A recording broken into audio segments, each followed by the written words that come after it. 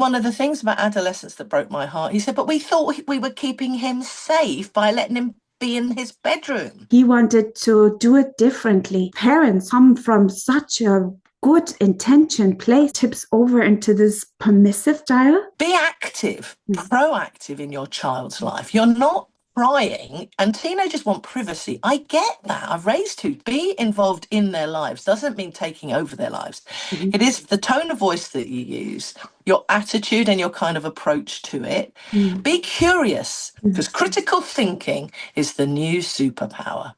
That is the gift. Try and help them think about things for themselves. Saying no, not yet.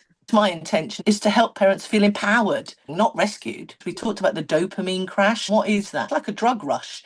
And when you're on your devices for any length of time, you get buzzy, you get kind of addicted. Now, what can I do to help parents do something about that? My name is Annette, and I created this effortless parenting podcast because I believe that you deserve a calmer home. Enjoy the show. Today's guest is a mother of two, a former deputy head teacher, has 20 years of experience as a parenting coach and an author, is a parenting expert on ITV's The Morning, BBC Radio, Disney Junior, Good Morning Britain, and India's Parenting World magazine, and has helped thousands of parents with a parenting approach that creates positive children and relaxed, confident parents. And she's a speaker, an author, a broadcaster, and the host of the podcast Navigating the Digital Jungle.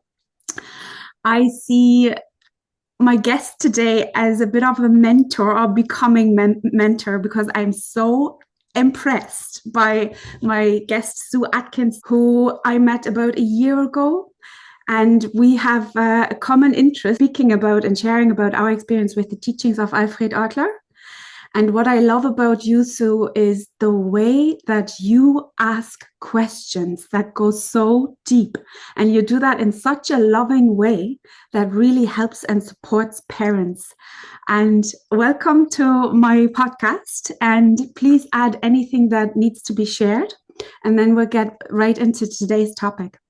Well, no, thank you for that wonderful introduction. And it's my pleasure to join you today on your podcast. Thanks for having me.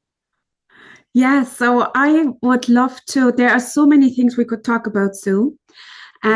I would love to hear a little bit about your journey. You've been supporting parents with everything that parents are faced with: the bedtime hassles, the going to school, being there on time. And I'm sure you've brought a lot of your experience of a former teacher into this as well. So how have you transitioned to probably the most, how do you say, the thing that parents really need support with is with children and technology? How did this change come about, and when? And share a little bit about that.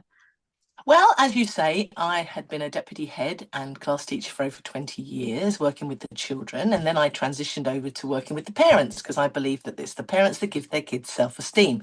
That's one of the great gifts I think my parents gave me, is the gift of self-esteem. Because when they both died within the same year of each other, I was walking across the fields here with my dogs, and I thought, what did they give me? So I thought, I must help parents give that gift to children, because then they can do anything they like. They can start school confidently. They won't settle for a relationship that's not a healthy one, and they'll apply for a job maybe that is a bit above them because they think, why not? So I started to then notice that parents were asking me more and more in the last couple of years around smartphones and how much time is okay, screen time. They were asking me about social media. How do we get them off devices? How do we get them down from the bedrooms back into eating together with us? What are they seeing? Porn, and now the thing with AI, it's sort of scary for a lot of parents, and they don't know what to say.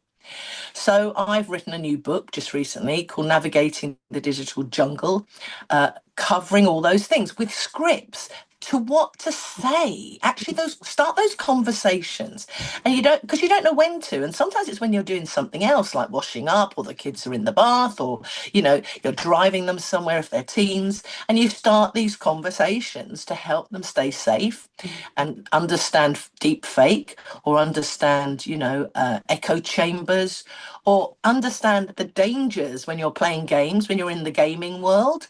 That's where a lot of the grooming starts, in those moments, actually, and parents don't know. And then you add in Adolescence from Netflix, which absolutely started some wonderful conversations. But I like to be part of the solutions. I like to be part of trying to help parents what to say, how to say it, when to say it, what's the background around that, so they have confidence. It's about building confidence in parents, because they didn't grow up with all this stuff. And recently, I've been asked to write and do some videos around school readiness now, which is going to start being on my website, all around getting children, because it's April, and you're going to got 6 months now to get them ready to start school, hitting the ground running, because I used to teach 35 4-year-olds for a few years. And I taught them all to read and all to write. But sometimes now they come into school in nappies. They come into school unable to sit still, to concentrate, or brush their teeth, or use the cutlery when they're having their lunch. So I don't judge. I just want to help. But I've got a whole new thing coming soon about school readiness. So I've done podcasts around navigating the digital jungle, because I noticed that's a great way. It's a free way to stick in your earbuds and go for a walk or go for a run. Listen to the topics. We've done season 3. We're up to season 4 now. I'm looking for a sponsor for it. We've covered everything from smartphones at home to smartphones in schools. We've covered AI. We've covered sextortion. We've covered toddlers and tech. You kind of name it, I try and address it. I'm not anti-tech. In fact, I'm pro-tech, but protect.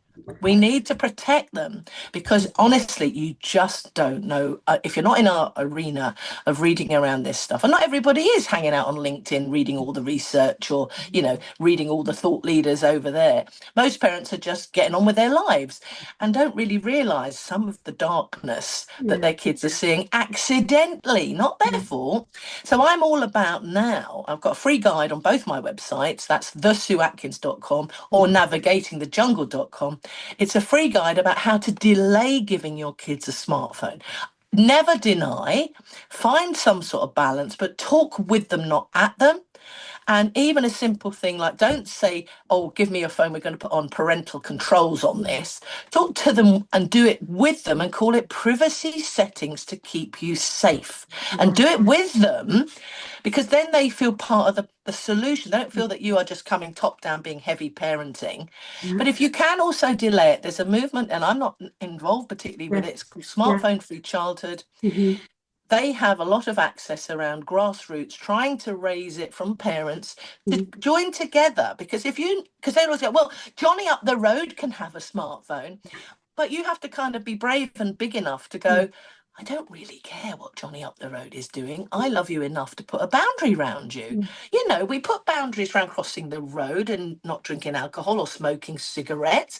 We need to now put boundaries around some of this technology, because it's a bit of a dangerous world, and big tech don't care.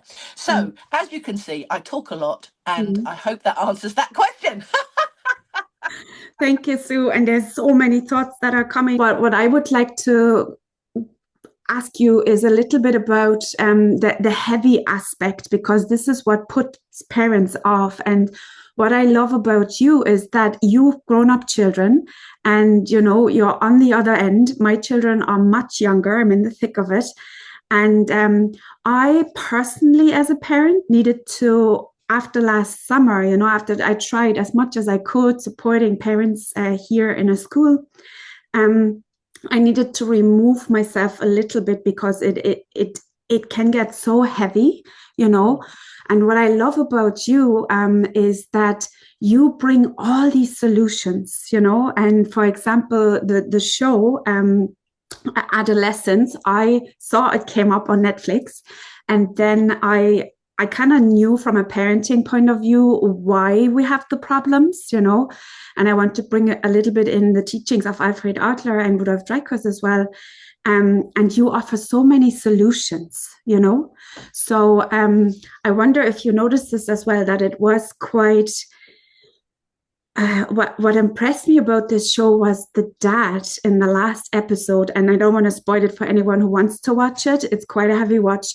The dad who said he was beaten himself as a child, a very traditional, heavy way of being brought up, and he didn't want to do that to his own son. And he wanted to do it differently. So I really believe that parents, we come from such a good intention place to do it differently, but it unfortunately tips over into this permissive parenting style. And I would love your thoughts on this. Yes, I've noticed over the years things have changed, as in parents want to be their kid's friend, not their kid's parent. Now, of course, my granddad back in the day with 7 kids wasn't exactly touchy-feely and all of that business. You know, his word was law, and that was that, because he's, working 2 jobs. But then you change that, then you go the other way and you don't put any boundaries around them at all, or you try and be their friend all the time. We need to find that balance, but we are there to be their parent. We know better and we protect them. So get knowledge as well. That's the other thing, so that you don't feel you're doing it in the dark. And I think one of the things about Adolescence that broke my heart, he said, but we thought we were keeping him safe by letting him be in his bedroom. And then there's another thing, it's not a spoiler, but she sort of turned to him and didn't really even go in or knock on the door and said, oh, it's 1 o'clock now, time for bed. And that's when the poor child, I mean, it can get radicalized any time of the day or night, but certainly there's something going on if he's up in his bedroom, which they thought was keeping him safe, but actually wasn't. And he was getting all sorts of misogynistic and horrible content. So be active, proactive in your child's life. You're not prying, and teenagers want privacy. I get that. I've raised 2 teenagers, but also the balance is be involved in their lives doesn't mean taking over their lives. It is the tone of voice that you use, your attitude and your kind of approach to it. Be curious. What are you listening to? What are you watching? What are you playing? And also, one idea I suggested one time is, if they want a new app or a new game, get them to pitch it to you like The Apprentice. Yeah, Or no, Dragon's Den is the better one. Like yeah, Dragon's Den, you've got to pitch to mum and dad or yeah, mum why you want this game and why you think it's all right and it's safe, etc. And if then they've pitched it and it's a bit of fun and it makes them think, because critical thinking is the new superpower. That is the gift. Now is the gift to try and help them think about things for themselves. Don't be part of the herd like the lemmings and all of that. You've got to learn to discern. And it's hard. And when you're young, it is hard. It's even hard to work out what's a deep fake and what's misinformation sometimes, But you do need to try and talk and teach your children. I've got all sorts of stuff on my Navigating the Digital Jungle website around helping parents teach the skill of critical thinking, because you can start even with toddlers. I mean, start basically, but you start getting them thinking about that, or asking them a question. What do you think we should do first? It's as simple as that, like put on your jumper first or put on your wellies. It's that kind of independent thinking, and which order do you do things in, and asking them questions as they grow up with it. So be actively involved in it, but don't come at it sort of too authoritarian, because you just switch them off and then they'll go off and do something else, and they'll go and get a VPN and get round some of those parental controls or privacy settings, whichever you choose to use. But there's loads and loads. If you want to get a bit empowered as well with what to say and how to say it, and actually just increase your own knowledge a bit, there's loads of blogs that I've written up there on either of my sites that will give you some sort of thing that you might be looking for. Or the book has all of that. Just dip in and out of which bit you want to look at now, But we can't afford to turn our heads or put our heads under the sand, because it's too important. And, there's so much research now, although Jonathan Haidt's book, The Anti-Generation, some people criticise it, but on the ground, on the roots, grassroots, my experience of working with parents, they know that kids on social media isn't a good idea at 9 or 11. It really isn't. And there's so much cyberbullying and there's unkindness. So I have what I call a pop socket, even for, for teens, which is on my own phone, actually. And it says, pause before you ponder. I don't know whether that's back to front or not, but I've got it on my phone, because you stick it on the back of your phone, and then you can pop it up. But it would just give kids that split second of, is this kind? Because you tend to say things online that you wouldn't say face to somebody else, you Yeah. know. And so for me, it's about trying to talk and teach them about online kindness. I mean, the bottom line is, would you like your grandma to see what you've just posted? Because if you wouldn't, well, Yeah. that's kind of a bit of a red mark or a red flag for me that it's perhaps not quite right. And the other thing that's really important to me is make sure you're not going to nag and say, give me your phone, you can't be on it for an hour or 2 hours or a week or a month. They have to come to you if they see inappropriate content. They have to Mm, come to you if they make a mm, mistake or they get involved in sextortion, the rude pictures and all that silly business. They need to be able to trust you or come to you, and you won't just be angry. You will work with them to try and help them through it, because it's very important that you don't end up then, and we hear of these terrible stories of suicides and mm, difficult things that young, because emotional, when you're teens, you remember it, I remember it, your emotions are all over the place, and you think you're sophisticated, you think you're very grown up, mm. but you really got one foot in being a child and one foot in being kind of a young adult, and you're all over the place. So one key thing is keep the conversations going and learn about some of this stuff together. No one has all the answers, and God, it keeps changing so quickly with AI, but don't be frightened of that. Embrace some of it so you have an understanding of it, because I think if you understand certain things, you're not so frightened of them. Absolutely. And what I just really appreciated about, and I'm going to link it under this video here, is the LinkedIn article where you have a script, how to have the conversation, and what and I can't believe you mentioned head in the sand. I thought exactly that term this morning. So what you offer to parents, is this golden middle, which attracted me so much to the teachings of Adler, that already the word parental control, that is just inviting any teenager to outsmart the parents, right? Yes, And yes. head in the sand is on the other extreme. And what you do with offering these scripts and questions is just this golden middle where we, like you said, where we teach children to come up with their solutions and not stuff the answers into Yeah. the child, Yes, I love that. Don't stuff the answers in. Yeah, Bloom together, and then absolutely. they own it, don't they? They Yeah, own it. Then they yeah. feel they're part of it, and they will Mhm, take responsibility. And I noticed there was an Italian guy giving a talk on TED, I think it was, and I wrote another. mhm, I write a newsletter every week on LinkedIn, so people can sign up for that. um, and he talked about, if you talk to your teenager about the control of big tech, they don't like feeling controlled by big tech and those algorithms. I talk and write about those algorithms that kids don't always know how invidious it is. And mhm, also the other thing, you talk about your privacy and all your data being taken away from you by the big tech. Kids, teens don't like the idea of being controlled and manipulated. So that's another angle that mhm. people can have to kind of use to talk to the kids about this sort of thing, because we're all learning it together, to be quite honest. Absolutely, that's it. I mean, those teens are as old as humanity exists. Nobody wants to Yeah, be controlled by anyone else, right? yeah, And yeah. um, You want to be, I tell you, Annette, you want to be guided, but you don't mhm. want to be controlled, do you? That's right. That's You know, exactly it. yeah, And what Adler talked about is 100 years ago, he said that we all want mutual respect. And the absolutely. rebelling toddler at the age of 2 is already inviting the parent to come from that right, more respectful level. And, Yes. and because you mentioned Jonathan Haidt's book, The Anxious Generation, and I hear all the controversy, but the parent I want to be is, like you said, to help our children, to live with that technology. Of course. And my biggest takeaway from the book was this, that if we do put the head in the sand and allow the children to be there, then there is no time for anything else to be done Yes. or developed. And I see every adult can agree to that. If I'm 4 hours, which we all do when we have a bad day, the Yeah. scrolling to death. There's a Yeah. YouTube channel called Scrolling to Death. There is. And there is no time for anything else. And you probably do this as well, Sue, that we always think together when we work with parents, the long-term impact of what we do now, right? Yes. Oh, yeah, absolutely. What are your thoughts on that?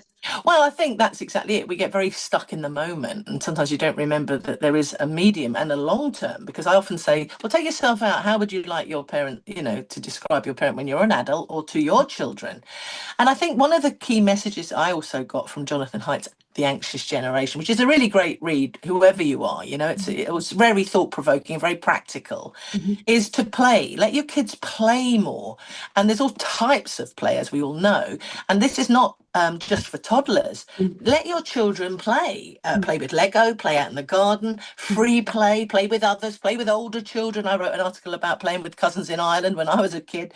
Okay. And let them explore, let them be curious, and let them be independent. We cosset them, we overprotect them in the real world, and we underprotect them on the online world.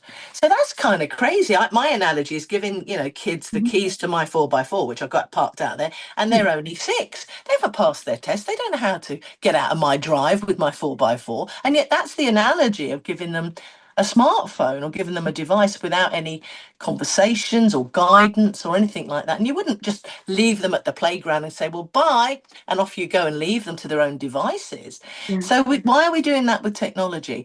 So, yeah, I think it's very important that we keep the bigger picture. You keep the long term, which is to raise a happy, confident, resilient adult who is kind, who is empathetic, who is hardworking. All these are values. And when I start with parents, when I do my one-to-one coaching, it is eliciting what's important to you. Tell me. And if you've got 2 parents, tell me what your values are, or have a minute to you all write them down and you write them down, and then we chat around them. Because if you're not singing from the same song sheet, then we help try and get you sort of singing a bit to the kids. So you're not playing one off against the other. And I think that's the thing, is to think long term. Of course, you've got to get up in the morning, get breakfast, get them to school, get them out the door. But also, if you can suddenly, sometimes, just now and again, pause to ponder the bigger picture, it gives you a nice roadmap direction of where you're going. Absolutely. And you mentioned something before, Sue. I'd love to hear a bit more, because you've known Adler for longer than I have.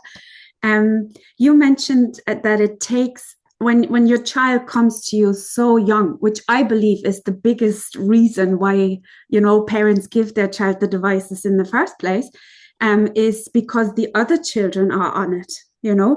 Yes. And we know from Adler that we all need to fit in, and fit in is not really the word, but belong. Yeah. We need to belong. So I assume, but please share what you've seen, that the parents' big fear is my child will be excluded. So you mentioned earlier to say no. Saying no takes so much courage as a parent, and trusting that I have the tools to be able to ensure my child, won't be a loner. How do you do that with parents? Well, with one thing, that's getting confident in your own parenting. You're not, as we said, you're not there to be their friend. You are there to be their parent. And if you need to build up your confidence, start small. Say sort of no to small stuff, like, no, you can't have sweets at the checkout counter because we're going home to have dinner. So that's a sort of a no, but it's kind of nice. And then distract and chat. Depends on their age. The other thing to bear in mind is, I think it's a magic little word, and it's the word yet. So you don't say no. You say not yet. And that gives hope to a child around anything, whether it's a smartphone, a device, or whether it's, I don't know, staying up until 11 o'clock at night, whatever it is that they're aspiring to. Oh, my big brother can do this, my sister can do that. So you say not yet. And that gives them a sense of, okay, it's not denial, it is delay. And so you can use that sort of technique in any aspect of your parenting, really. And I think if it comes across with love and confidence, and you are strong like a bull, I do this exercise where you're strong like a bull. So you're not going to be wobbled over because the whining won't get you down, because it's like my little dog, sometimes he will whine and bark a bit. And then, if you ignore it and carry on, he stops doing that. And then you go, oh, well done, good boy. So it's that sort of kind of being able to withstand what they will whine at and what they will want. We all remember wanting all sorts of things. But in fact, you know, when they get older, they'll thank you for not letting them do certain things. And coming back to what everybody else is doing, there is a groundswell now. Definitely, I can feel the movement when I'm on radio and telly and stuff. People more and more talking about delaying smartphones, delaying social media access, and thinking and being more conscious about what we're doing with this technology. And I think you're not going to be so alone. If there's a tipping point, I just wrote an article about the tipping point. If there's a tipping point, it will be now. Oh, you gave your child I go into a school, right, and I hear reading, not to teach them to read. I did that for 20 years when I was teaching the little ones and stuff. Now I'm there to inspire them. It's called Quorum Beanstalks. It's a charity, and for children who are not read to at home. And their parents don't have many books around. Either they can't afford them, or they don't really see the importance of them, or they're too busy. So I was reading with my little girl who was year one, and she chose the book. I have a magic bag, and out comes the book. Which one do you think? I choose the books, sort of thing. But then she feels she chooses which one we read together. So I read it to her, and we look at the pictures, and we have a chat about why is the polar bear with an umbrella. And then I said to her, you know, does mummy and daddy read to you at home? You know, just sort of a bit nosy, really. And she said, oh, no, I'm too big. I'm a big girl now. No, they don't read to me. And I said, oh, and how old are you? And she said, I'm 6. And I thought, oh, no. And then she said, anyway, I've got my smartphone and I can do blah, blah. And I thought, oh, no, such a shame that's too young. I've got a picture that goes around social media with a toddler with a smartphone holding it. And I just say, it's too easy and it's too soon. Because so much damage is being done. No conversations, no vocabulary. It's very passive. You sit still, you're not moving, you're not actually engaging your brain, you're just watching and listening and passive.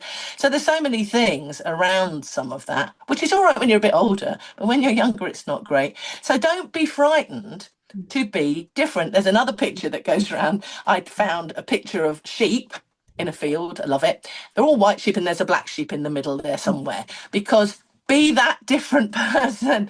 Your kids will thank you for being the black sheep, if you like, or just, you know, saying no, not yet. Yeah.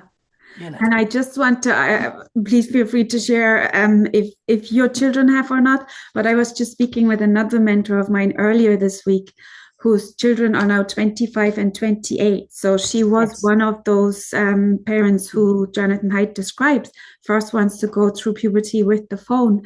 And her children, who did not agree at the time, now in their 20s, are thanking the mom and saying, everything you did makes sense. We didn't get it at the time. And now thank you so much. So, and what I also want to just to leave parents with is that to the children, we also throughout teenager, where they might not show it, but you are the biggest influence, or what the child wants to be with you, right? They want to have your appreciation. They want to feel that they belong to you. And you just had a loss in the family. Like, we are connected, whether we have a good relationship or not, with our parents until we leave here. So our influence is so much bigger than we give ourselves credit for. Oh, yes. And we are your child's primary role model, whether you know it, whether you like it, whether you do anything about it. But they're watching you, they're listening to you, they're observing you. So your own smartphone use or your own email scrolling or whatever, and not just the digital, but that's where a lot of my work is at the moment. They're watching and learning from you. So have a pause to ponder moment. I've got something on LinkedIn about and there's a free download, actually, some coaching questions around just getting you thinking about your own use. I don't judge you. I just want to help you kind of think about what you're doing. And the other thing that was a big one on one of the podcast episodes, we talked about the dopamine crash, and not many parents had heard of that. And what is that? Well, that's like a rush. It's like a drug rush. And when you're on your devices for any length of time, you get buzzy, you get kind of addicted. And of course, it is designed designed to addict you. Everything is to pull you back and keep you there and sell you more adverts. And once you start to realize that, then you start to think, yeah, I'm going to get a bit more control over this as well. And as you say, children won't thank you now, but that's not your job. When, when they're older, they may not even thank you ever. But, you are there to guide them as best you can. So you'll know you've done a good job, whether they thank you or not. That's not the point of it, really, is it? Absolutely. And, I want to just feed that back to you. I never feel judged when I speak with you in our conversation, and it is this, you really role model this firmness and kindness at the same time, because you want, and I just read the starfish story on your LinkedIn, you want to be able to support every parent out there, And I want to, you just reminded me, I'd like to speak a little bit about girls. We spoke about boys and the gaming and that being in front of whatever the PlayStations until 1 a.m. And the experts say, who I've heard are saying, if we just allow that, we're setting our boys up for failure, and we need to be strong as parents. I highly recommend reaching out to Sue. I'm going to leave all your details below. And I just came across an article that you wrote I don't know when you wrote it, but it was about the 8-year-old girls who are now having this makeup routine, I know, yeah. And so many thoughts, because it was only 7 years ago or something. My daughter was that age. I might have the calculations wrong. And I wanted to share a little bit about this, and then how you help parents of these young girls, and maybe share a little bit what's going on with these girls who are on the social medias. And that maybe I answered that question first. Yeah, I wrote about it. It's about skincare. They're called Sephora kids, and they are, using peeling masks and all sorts of, toner and all sorts of stuff, and they're 8. And children as young as 8 don't need any of those. Their skin is beautiful the way it is. If you have a bath, you put on some moisturizer, maybe, I don't know, but you don't need it, to be TikToking the generation where they're saying, this is horrible, or my skin or my eyebrows. They target you with an advert, and that is known. There's a woman interviewed in the United States government. She was being interviewed by the Senate, and she worked for Meta, and she said, yes, we target those kids. We target those girls that are feeling insecure with their ears too big, or their nose too small, or their skin not perfect, or something. So that's up to you as a parent to be the antidote to that nonsense. They're gonna, where have they seen that at 8 as well? Why are they seeing that at 8? They shouldn't be seeing that sort of thing at 8. They shouldn't be on your phone and on TikTok and, getting information like that. Let them be children. Childhood is too precious for them suddenly to feel insecure. And they will, companies will market to them and feed their frenzy of insecurity, because that's where they make a lot of money. So you do need to step up and be the parent to be the antidote. You don't have to be dictatorial in your tone or horrible in your tone. Just conversations, walking the dog and driving to shopping and out and about, and whenever the moment comes or you see something. I used everything to talk and teach my kids about stuff. I remember there was Leah Betts, Lord of mercy on her, a long time ago. She took ecstasy by mistake, and there was a picture of her on the front cover of the Daily Mail. And I used that quite graphic picture to talk to my children about the dangers of drugs. They weren't young, they were teens and able to cope with it. And I again dripped it in how I wanted to use it. Of course, I thought about it. But I used everything to try and talk and teach and be part of their lives, to guide them and nurture them in the right direction, not sledgehammer them with my authority. But on the other hand, not being wussy about it either. And, namby-pamby about that, So, find that balance, find your feet, get grounded, and give your kids the best start that you can.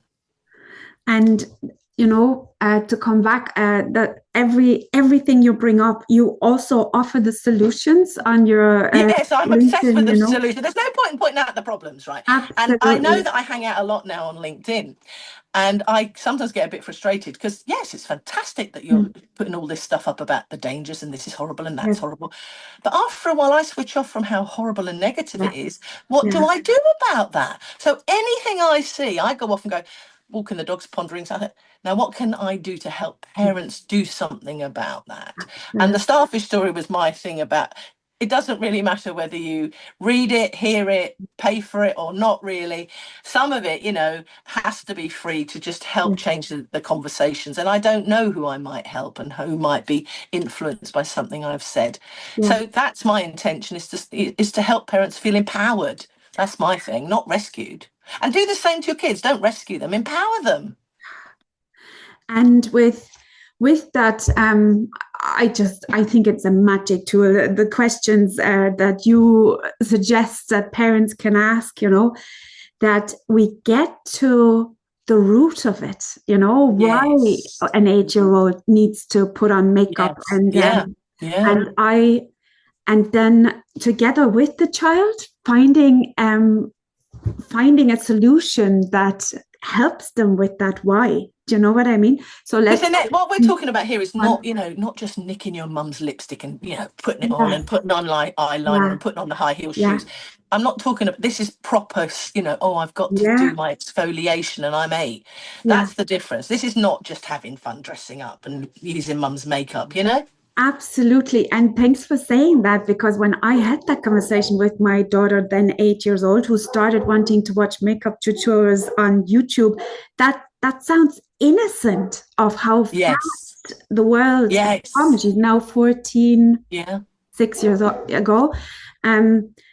So what I'm trying to say is, of course, right, we are interested in ourselves as women, of course, girls. I can't speak for boys. I am a woman. So it's to connect with that child at 8, and what is it she wants? So only by asking those questions, they can then share what they're interested in. So why not allow them to buy lipstick from their pocket money and put it on at home? That's, I think, the solution we came up with. Everybody's going to be different, aren't they? And I remember my own daughter when she was 9 going to a party, and Molly didn't wear makeup, and I didn't encourage it, although I wear makeup. And the little girl whose party it was fully decked out in full-on makeup. And I have to say, I found that a bit early. It didn't sit with me because she looked too beautiful, too pretty, and you'd wonder, again, you try not to judge people, but I noticed it wouldn't be the way I would go with that. It wasn't just playing with your mummy's makeup bag. It was, it was a little bit too refined for that. Because then the message for me is, you need to wear something to be beautiful. And of course, as a woman and sort of, establishing strong women, because I'm one of those strong women, my daughter's a strong woman, because I wonder where she got it from. We pass on those messages of empowering strong and capable women, not for how they look, for what they say or what they do and how they act. So that's the important message. And that's the same for boys too. You want a strong, but you also want a boy who is empathetic and kind and can cry if he needs to and can share his strong emotions. And that's all modelled throughout their childhood too, because none of this is one talk. Like the birds and the bees is never one talk. Digital safety is never one talk. Makeup, women, boys, how men behave with boys, how girls can tease and be unkind to boys, don't forget, because that was sort of overlooked a little bit in the adolescence, that she had been bullying him. So it's so multi-layered, so complicated. But, like most things in life, if you get grounded and get centered, I try and keep everything keep it simple, stupid, or keep it simple, Sue. Do try and keep it simple. Don't overthink it sometimes. If your intuition says that, I'm usually a great believer in go with your intuition. And you also mentioned something about when parents ask how much screen time is okay, and for me, I would never even dare to answer that question for parents. What I do is and you probably do similar, we work out with them what they think is okay. Absolutely. And the question is more how to then transition them off the screen. So I'm putting a bit of a transition for screens, what parents can say. And I'm going to share that soon. So what are your thoughts on that? It's obviously how do I word the question? the questions parents have, for example, how much is enough, it's almost like, let's tweak the question a little bit, like what is important for you, the parents. So it's this whole, what we do with our work is to empower parents and bring it back to them. What's that word I'm thinking of? The sovereignty, that everything has been outsourced, and we've been asking experts and reading books. And how do you help parents to not look out so much? Nobody can give you that answer at the moment, what the right amount of time is for your family, your children. I'd love to hear, how do you do that with parents when that question? Well, you're absolutely right. It's not for me to tell people. I remember I was on BBC Breakfast and the guy asked me, well, I said, I've got a 9-year-old. What do you think? And I said, well, it's not about me. It's about what do you feel is right? Because not all screen time is equal. Because I could be looking up a recipe when I'm cooking and you think I'm on my phone. I'm cooking and looking up this recipe for the gravy. Or I could be scrolling aimlessly on Instagram or something, doing nothing much important. Or I could be doing the weekly shop. So talk out loud. We did it on the podcast one time. We talking about what, not all screen time is equal. Sometimes if you're a parent, mentioning what you're doing, then they can see the relevance. It's in context and it's not just randomly just screens. And I think for me also with parents on this, daily digital detoxes are much better than, let's go away for a whole weekend camping with no phones, because, oh my God, okay. But how about 20 minutes every day at certain time, 20 minutes before bedtime, or should we put the phones in phone jail when we're eating together? And don't nag about eating the broccoli and holding the knife and fork properly. Have a couple of questions that go, and not just how was your day and what did you learn? What made you laugh today? What did you discover about your friend? What happened in the playground? These sort of ordinary kind of questions that you are involved in your child's life, but they're also involved in yours, because you say, it's really funny at work today, and you say something. So that there is this, meal times are a fun time to come together, but they're a great time. Young children are learning how to communicate and their vocabulary improves and they bond with you. And teens then, although they might be somewhat reluctant, you're involved in their lives and you'll know if they're not feeling okay and something's going a bit wrong at school or something's gone wrong online or whatever. It's also good if you've got a partner. It's quite nice to talk to them sometimes too.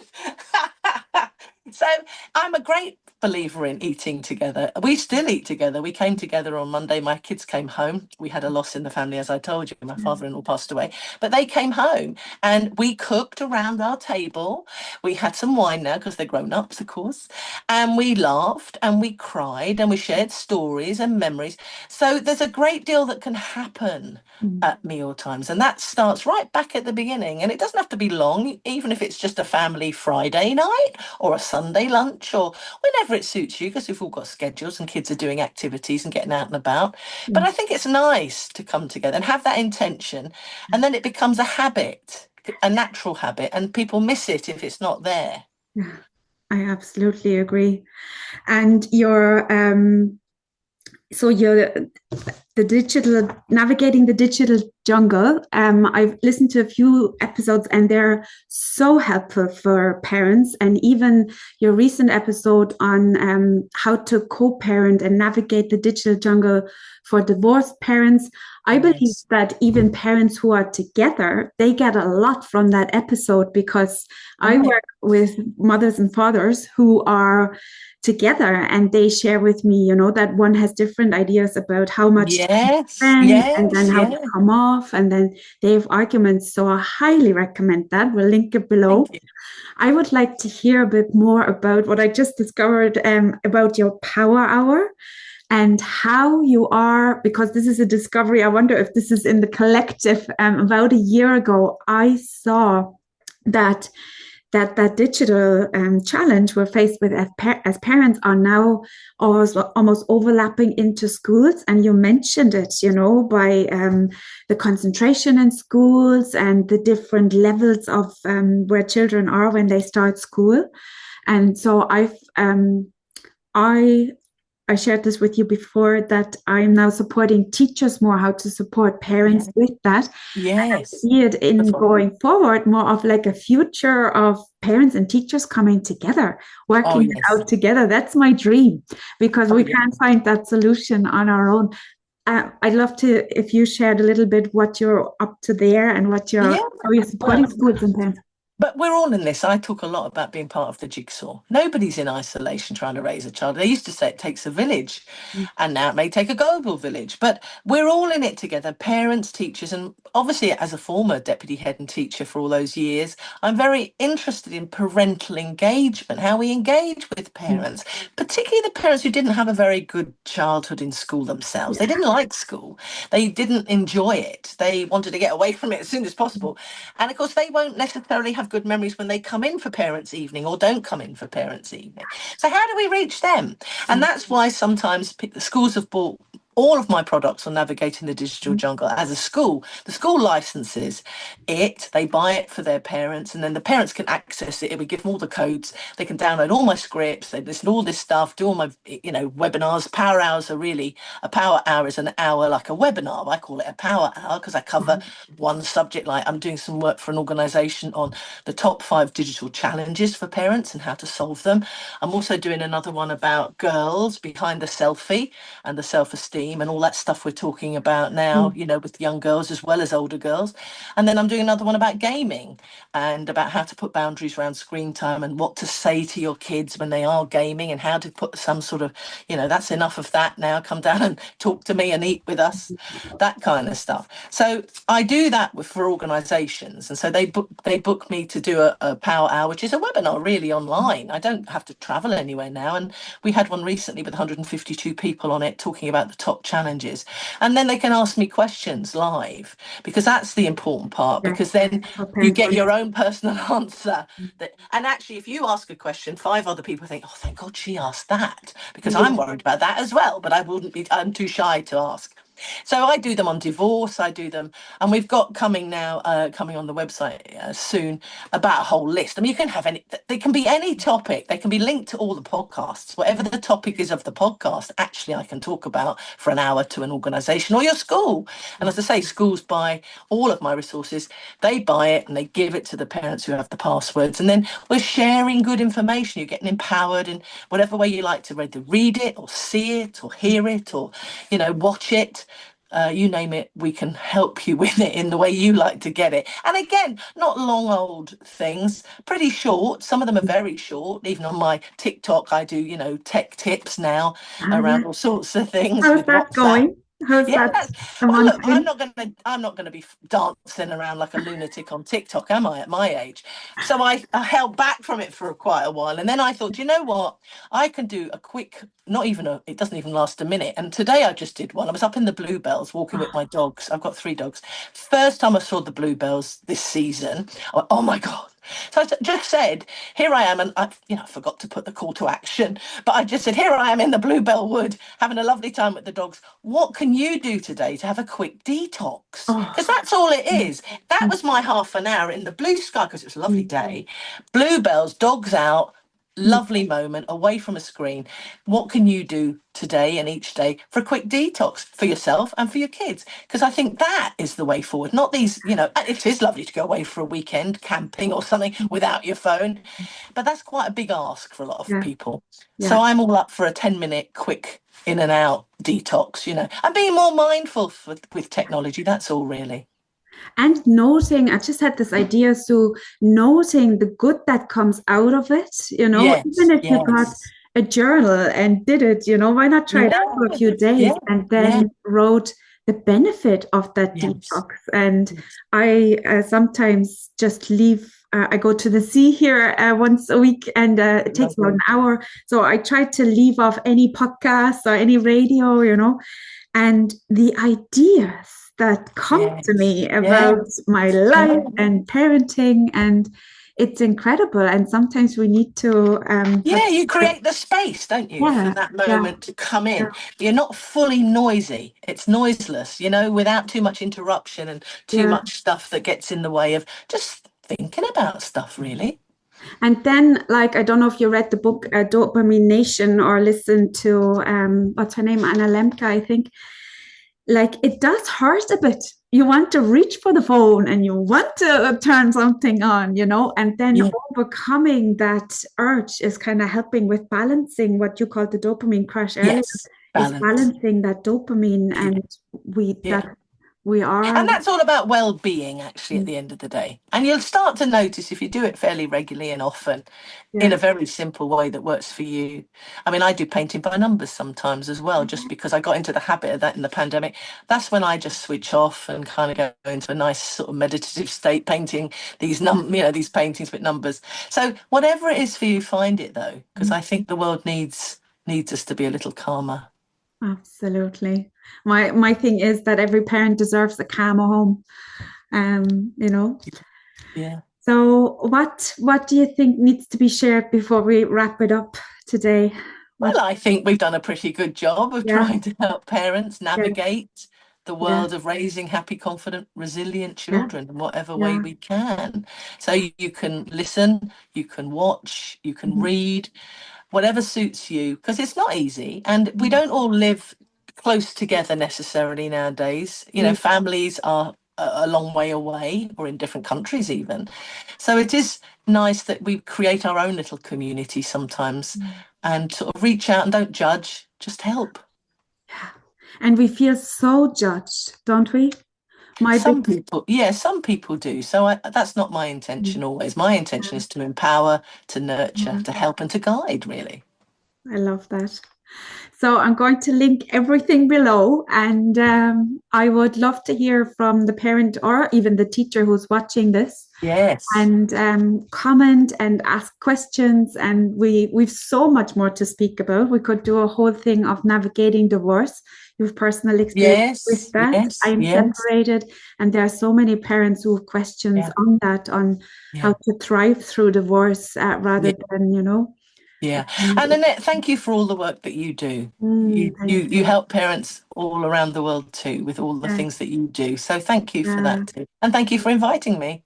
Thank you, Sue.